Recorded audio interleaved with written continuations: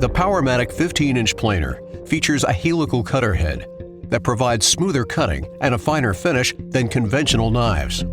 3 V-belts transfer maximum power from the 3-horsepower motor to the cutter head, allowing you to perform a variety of smoothing and leveling functions for your woodworking projects. In this example, we'll be demonstrating how to take a board down to the desired thickness. Begin by adjusting the planer table to the desired depth by turning the hand wheel. You can view the depth gauge to ensure you're at the appropriate thickness for your board. Turn the planer power on and the dust collector power on. Move your board through the planer with slow movement and consistent pressure until it is passed all the way through.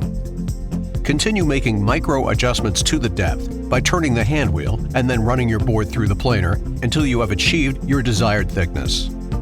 Learn more about the Powermatic 15-inch planer on our website. And don't forget that your tool comes with an industry-leading warranty. If you need any service or repair, one of our authorized Powermatic service centers can assist you.